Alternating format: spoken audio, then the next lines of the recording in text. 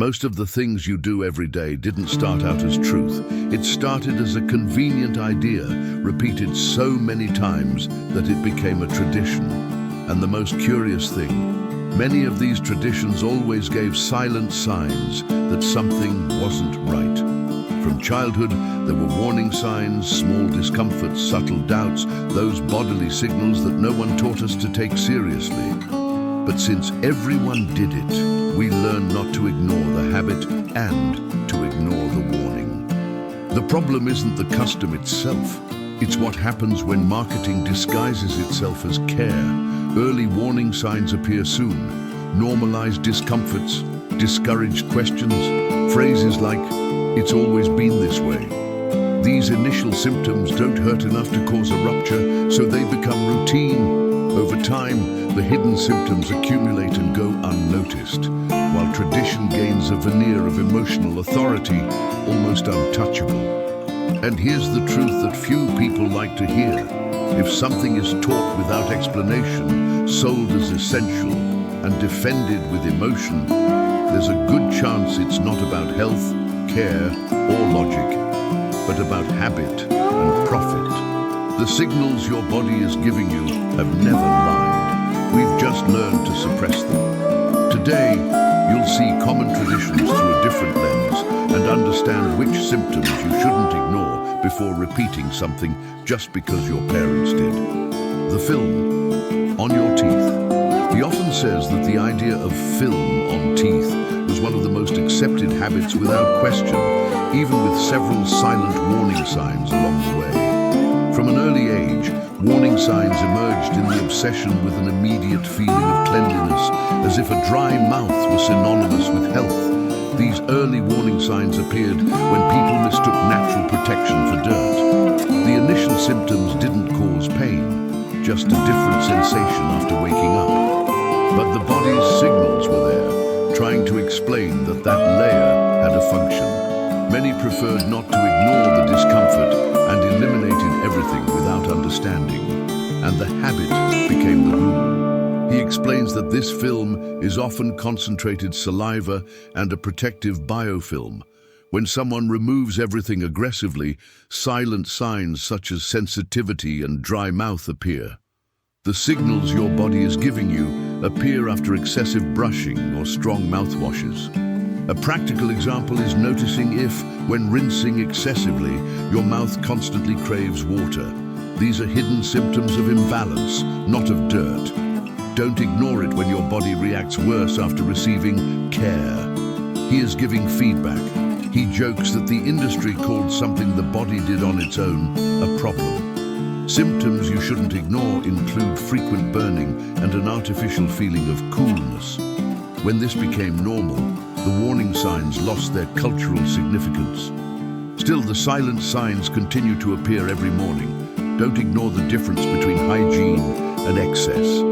Those who learn to listen to these early symptoms take better care of themselves without overreacting, and this confusion between real need and a manufactured habit reappears. Every time someone tells you how many glasses of water you should drink.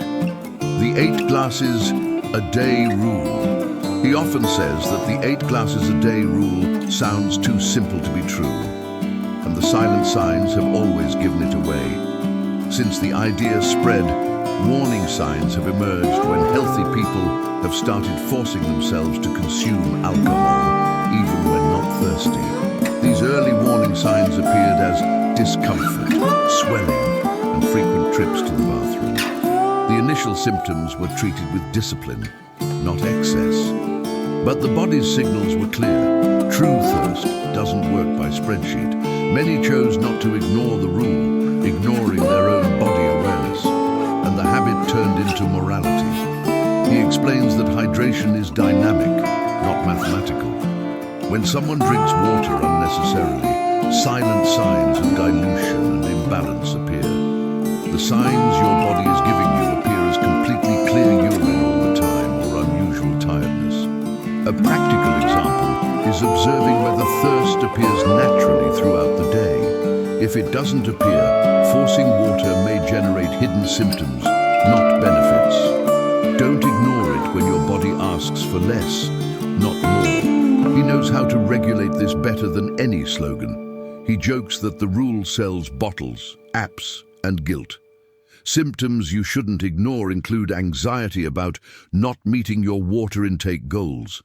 When this became the norm, the warning signs were rebranded as self-care. Still, the silent signs continue to remind us that thirst is a biological signal, not a marketing one.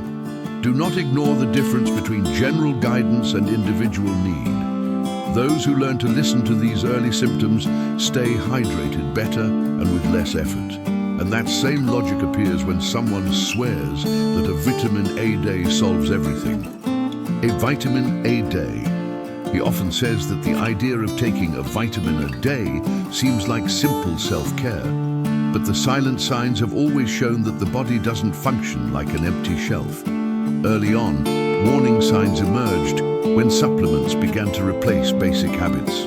These early warning signs appeared in people who ate poorly, slept little, and expected compensation in the form of capsules. The initial symptoms were subtle: false energy, a sense of accomplishment, and no real adjustment to routine. But the body kept giving out signs, such as recurring fatigue and strange digestion.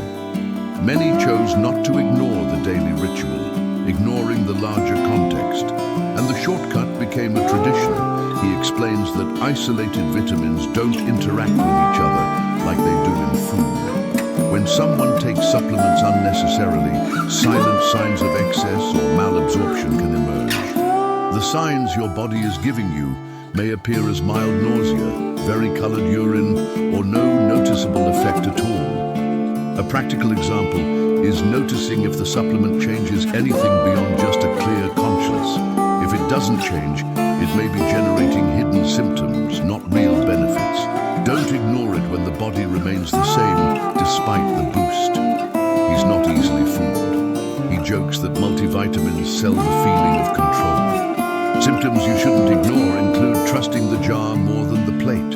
When this worked emotionally, the warning signs lost their cultural force. Still, the subtle signs continue to remind us that real food does the hard work. Don't ignore the difference between one-off support and a magic solution. Those who learn to recognize these early symptoms invest better in habits, not in promises. And this promise reappears forcefully whenever someone says that milk is indispensable. The got milk dogma.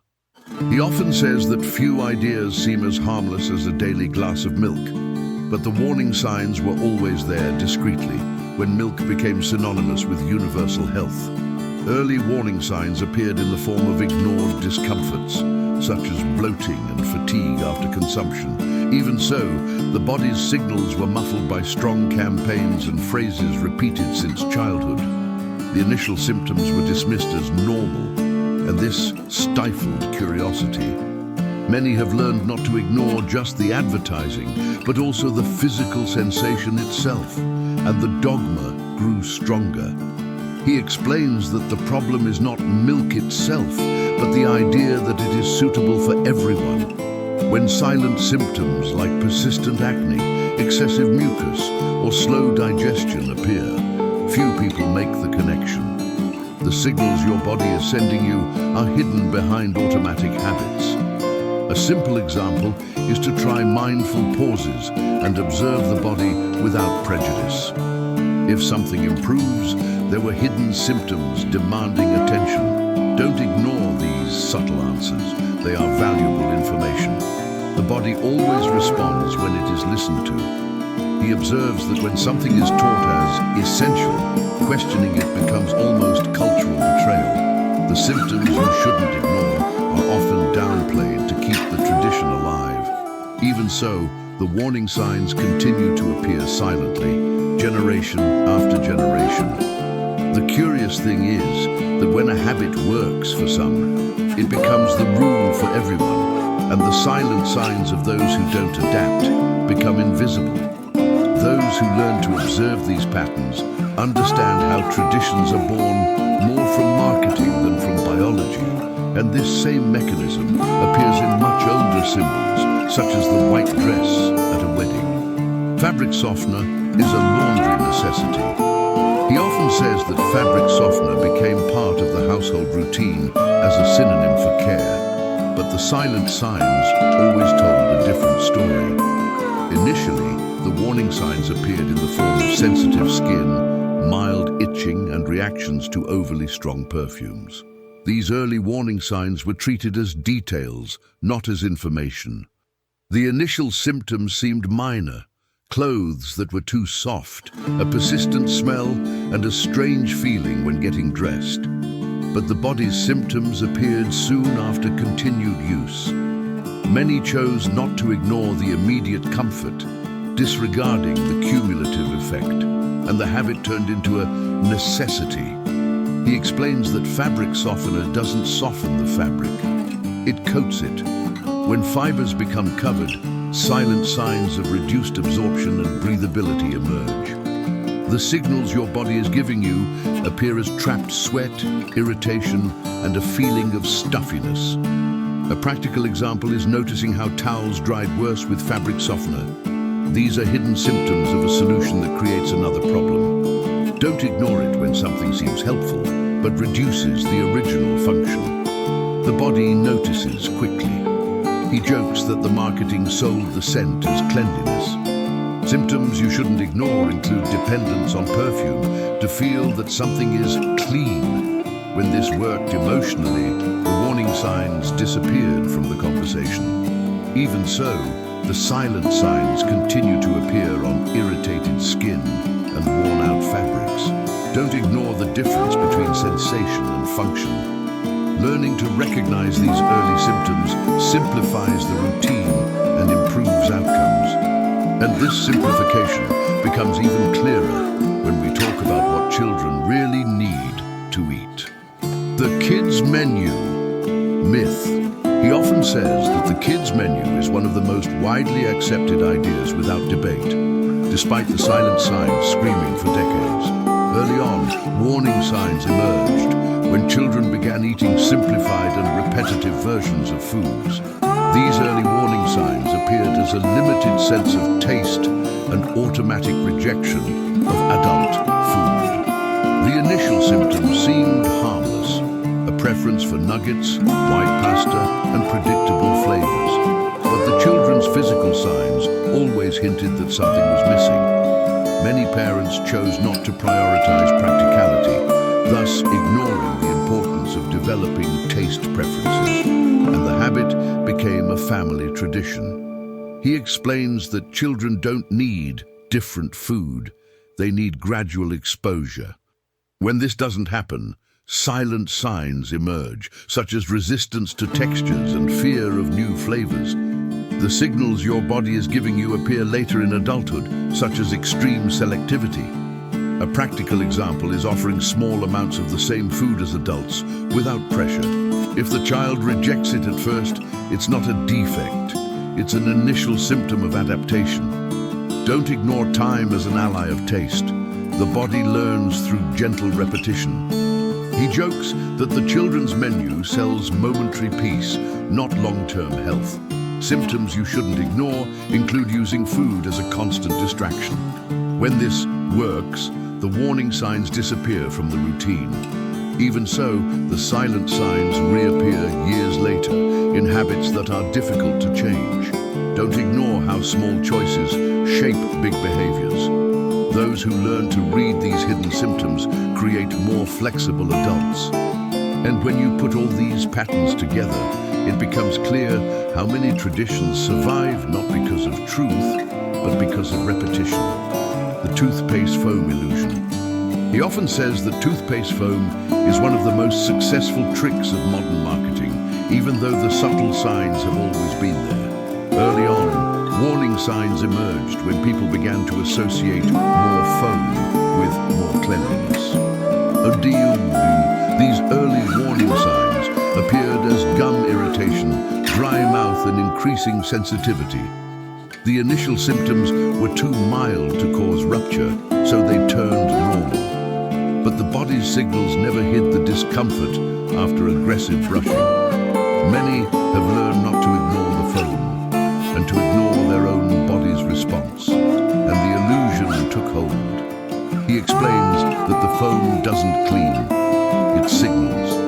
When detergents were added, subtle signs emerged that experience mattered more than function. The signs your body is giving you appear when your mouth burns, but feels clean. A practical example is observing how less foamy toothpastes still work perfectly.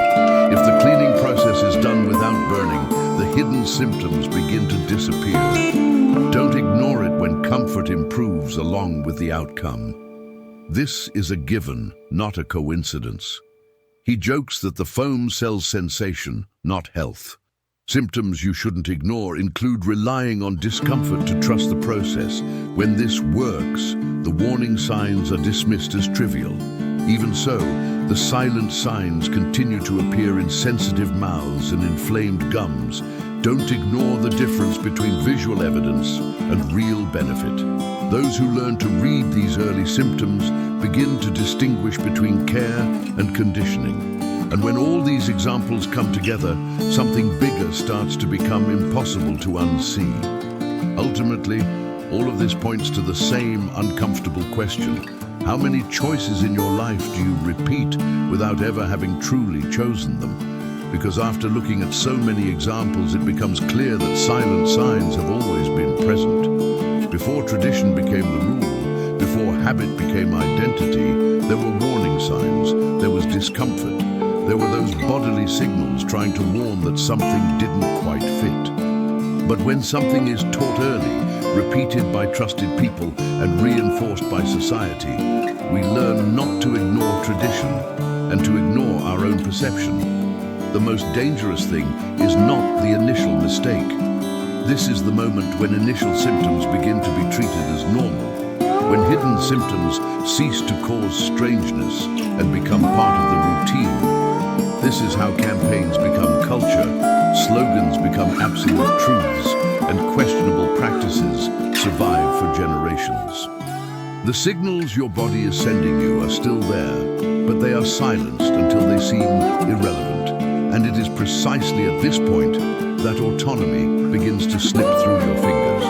So here's the invitation, almost a personal call. What symptoms should you not ignore that you keep justifying simply because it's always been like this? What early warning signs do you feel, but push aside for fear of questioning what is familiar? Questioning is not disrespecting those who came before.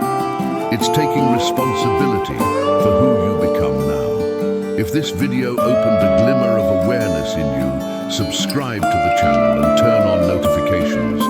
The next videos will continue to unveil habits, beliefs, and traditions that seem harmless until the day you learn to see beyond them.